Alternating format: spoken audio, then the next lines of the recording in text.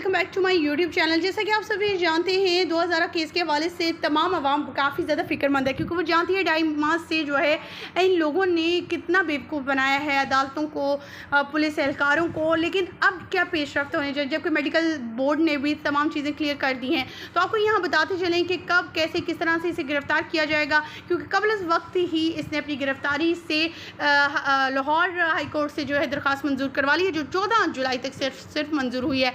अब ये कहा जा रहा है, ये भी सामने आ रहा है कि दुआ ज़हरा केस में ज़हीर की कोशिश है कि वो रातों रात जो है यहाँ से भाग सके, लेकिन ऐसा मुमकिन नहीं हो पाएगा। उन पर नज़र कड़ी रखी जा रही है, उनके भाइयों पर, उनकी वालदा पर। सब लोग जो है इस वक्त बड़ी मुश्किल में फंस चुके हैं, अदालतों के चक्कर भी लगा हुए और पुलिस एहलकारों के पास धक्के खाते हुए नजर आ रहे हैं। ख़वातीन व हज़रात, मुकम्मल आगाही देंगे आज की इस वीडियो को विदाउट स्किप किए लास्ट तक देखिएगा ताकि आपको मुकम्मल आगाही हासिल हो सके। 14 जुलाई तक उसको मंजूर कर लिया गया है, क्योंकि तब तक जो है उसके लिए आज़ादी है कि वो जहाँ मर्जी घूम फिर सकता है, लेकिन आखिर वक्त उसका जेल की सलाखों के पीछे होने वाला है। इसके अलावा आपको और भी ज़्यादा अपडेट शेयर करेंगे। उनके वालिद के हवाले से न्यू अपडेट आई है, उनके निकाह के मुतालिक क्या होने जा रहा है, क्या निकाह भी जो है वो ख़त्म कर दिया जाएगा, क्या दरख्वास्तें दी गई हैं जिब्रान नासिर की तरफ से, क्या मौक़िफ़ बयान किए गए हैं, अब जो क्या होने जा रहा है, क्या होगा। इसके अलावा आपको बताएंगे जिस 16 अप्रैल को जो है 2000 जब घर से आई थी तो तब जो है ज़हीर कहाँ पर मौजूद था, उसकी वालदा कहाँ पर मौजूद थी, तमाम तर एविडेंस आपके साथ रखेंगे, शेयर करेंगे और आपको तमाम तर सबूत भी फ्राहम करेंगे। और रिसेंट जो इंटरव्यू आया है दुआ ज़हरा के, जिसमें दुआ ज़हरा ये कह रही है कि वो ख़ुदकुशी कर लेगी अगर उनके वालिदैन ने ज़हीर के ख़िलाफ़ कोई एक्शन लिया, तो ये वाज़े करता है कि दुआ ज़हरा बहुत ही बड़ी मुश्किल में है और ख़तरे की घंटी बच चुकी है और बहुत ही ज़्यादा ख़तरनाक मोड में आ चुका है ये गैंग, और इसका प्लान जो है वो बहुत ही ख़तरनाक है। बहुत से इनके चीज़ें बेनकाब हो रही हैं, बहुत से लोगों ने जो है हमसे कांटेक्ट भी किया, हमसे बातें भी की। हमारे बहुत से जो व्यूअर्स हैं वो यही कहते हुए नज़र आते हैं कि जो है इनके बारे में बताया जाए कि ये कब गिरफ़्तार होंगे। बताते चलें कि गिरफ़्तारियों के लिए वारंट जारी कर दिए गए हैं। इसीलिए दुआ ज़हरा के केस में ज़हीर ने जो किया है कि उसने पहले ही कबल अज़ वक्त अपनी गिरफ़्तारी के एक दरख्वास्त दायर की थी, जिसको मंजूर कर लिया गया और इस दरख्वास्त को सिर्फ 14 जुलाई तक मंजूर किया गया है। 2.5 माह से 3 माह होने वाले हैं कि इस केस में अभी तक गिरफ़्तारियाँ शुरू नहीं की गई हैं। लेकिन आपको एक अच्छी रिपोर्ट यहाँ पर यह भी देते चले कि जो निकाह खान था और गवाह था वो अभी इसमें अरेस्ट ही थे वो लोग, लेकिन क्लास सी में इस दरख्वास्त को दिया गया था कि जी ये केस क्लास सी में जाएगा, इसका कोई फ़ायदा नहीं, इन दोनों को भी रिहा कर दिया जाए। सो आज जो समाअत हुई उसमें एक बड़ी पेशरफ्त ये हुई, जो जिब्रान नासिर ने अपने जो मौक़िफ़ बयान किए थे उसमें ये साबित हो गया कि जज ने बहुत ही अच्छा फ़ैसला लिया है और इन सब की दरख्वास्तों को मुस्तरद करार दे दिया है। और पुलिस जो इन्वेस्टिगेशन वाला है शख्स, उससे कहा गया है कि वो प्रॉपर तरीके से इन्वेस्टिगेट करे, हर चीज़ को दोबारा से हर चीज़ को सामने लाए और तमाम रिपोर्ट जो है 20 जुलाई तक उसको फ्राहम कर दी जाए अदालत को। इसके अलावा जिब्रान नासिर ने भी बहुत अच्छे पॉइंट रखे हैं। उनका कहना था कि अब बच्ची को जो है वालिदैन के ख़िलाफ़ इस्तेमाल किया जा रहा है और बच्ची को बड़े बड़े चैनल्स पर बिठाकर ऐसी वादे कहलवाई जा रही हैं ताकि लोग जो हैं वो गुमराह हों, लोगों का जहन जो है वो डाइवर्ट हो जाए और इस तरह के सबूत दें कि लगे कि बच्ची जो है वो ख़ुद नहीं चाहती ये सब कुछ करने के लिए। हमने लास्ट वीडियो में भी आपके साथ कुछ वीडियोस तस्वीर शेयर की जो दुआ ज़हरा के घर से थी, दुआ ज़हरा को किस अंदाज में रखा गया था, कैसे वो रह रही है, तमाम चीज़ें आपके सामने थी। लेकिन अब जो है अदालत जो है वो इनके पीछे पड़ी हुई है, रातों रात इनके भागने के चांस है, लेकिन रातों रात ये भाग कहीं नहीं सकते क्योंकि इनके पासपोर्ट, इनकी आइडेंटिटी, हर चीज़ जो है वो जब्त कर ली गई है, इनके पैसों पर पाबंदी है, कोई चीज़ निकालेंगे ये तो खाने पीने से कासिर है। इसीलिए तो वो जो है वो अब हाथ फैलाए फिर रहे हैं हर एक के सामने और फंडिंग भी की जा रही है।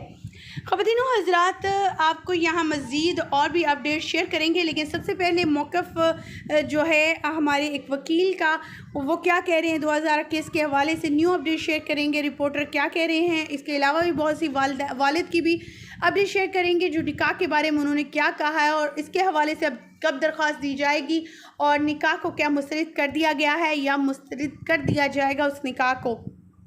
चलिए यहाँ सुन लेते हैं पहले तमाम तर अपडेट्स। इसमें मैं यही कहूँगा कि बेसिकली इसने अपने पाँव पे आज कुल्हाड़ी मार ली है। कुछ लोग इस बात से बड़ा मायूस हो रहे हैं जी उसने बेल करवा ली, तो ये मैं सबको बता दूं ये प्रोटेक्टिव बेल है। तो उनके मुंह पे आज तमाचा है कि इन्होंने फौजदारी दफात का इनके खिलाफ इतलाक हो चुका है और तीसरा यका जो है वो सरप्राइज़ आ चुका है, लेकिन मैं अभी बताना नहीं चाहूँगा। वो जब आएगा तो ज़हीर के साथ इंशाल्लाह लांडी जेल में एक सेल्फी होगी और वो सब देखेंगे। और इसका मतलब ये नहीं कि इसका मतलब इसने मान लिया है कि ये मुजरिम है।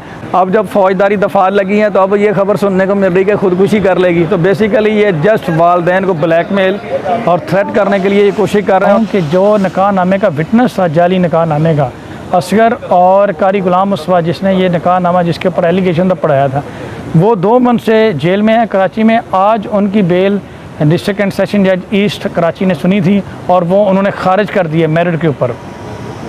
और जबकि एक अबैटर सहूलतकार की बेल जब नहीं ली अदालत में तो मेन मुल्ज़म की बेल कैसे कन्फर्म हो सकती है।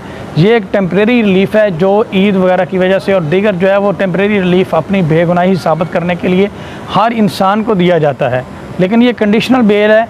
इसमें ये कभी भी इसकी बेल कन्फर्म नहीं होगी और इंशाल्लाह आखिरकार ये जेल में ही जाएगा। और ये एक बहुत बड़ी डेवलपमेंट है कि इस केस में मेडिकल क्लियर होने के बाद 14 साल एज डिटर्मन होने के बाद हमारे डॉक्यूमेंट्स को सही मानागा और उसके मुताबिक फ़ौजदारी दफ़ात जो हैं वो लग चुकी हैं और उसका सबूत ये है कि इन्होंने बेल करवा ली। और एक और मैं अहम बात आपको बता दूं कि हमारे पास 4 हक़ के यके थे। एक होता है ना हक़ के यके थे मेरिट के। पहला ये कि मेडिकल आया और इनको सरप्राइज़ मिला, दूसरा ये कि कारी गुलाम मुस्तफा और असगर वगैरह की बेलें खारिज हुई, और तीसरा यका जो है वो सरप्राइज़ आ चुका है, लेकिन मैं अभी बताना नहीं चाहूँगा। वो जब आएगा तो ज़हीर के साथ इंशाल्लाह लांडी जेल में एक सेल्फी होगी और वो सब देखेंगे।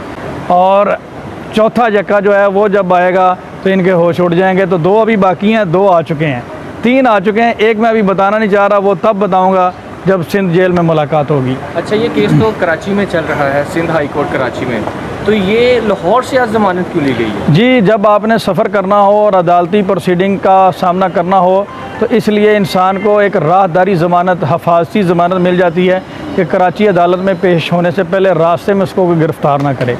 तो इस ज़मानत का मकसद सिर्फ एक प्रोटेक्टिव बेल है, कंडीशनल बेल है। ये तब दी जाती है एक बेगुनाह शख्स अगर कोई अपने आप को क्लेम करे। तो इसका मतलब ये है कि ये ज़मानत तब ली जाती है जब आपके ऊपर कोई एलिगेशंस हो, FIR दर्ज हुई हो और आप पर सारे दफात लग चुकी हों। डेफिनेटली यही तो मैं बताना चाह रहा हूँ कि बेल होती तब है जब आपके ऊपर जराइम लग चुके हों। और इसका मतलब ये नहीं कि इसका मतलब इसने मान लिया है कि ये मुजरिम है और उस दफात में इसको बेल करवानी पड़ गई है। और ये बेल सिर्फ कराची जाने के लिए है कि रास्ते में से कोई गिरफ़्तार ना करे। और पहले इन्होंने सारा सिस्टम मैनेज किया हुआ था और यही ज़हीर था जो सेल्फियाँ लेता था और जाता था, और अब बेल करवाना चल गई। ये इस केस में बहुत बड़ी डेवलपमेंट है क्योंकि ट्रायल कोर्ट ने कहा था अगवा की दफ़ात और चनाक इसमें शामिल करें, जो हम पहले दिन कहते हैं। मेडिकल आने के बाद वो हमारी बात सच हुई और 14 साल बच्ची की डिक्लेयर हुई और वो दफ़ात शामिल हुई और आज इस मुजरिम को बेल करवानी पड़ी। ये जो अदालतों को मजाक समझता था, जो कहता था कि बच्ची कभी पेश नहीं होगी, ये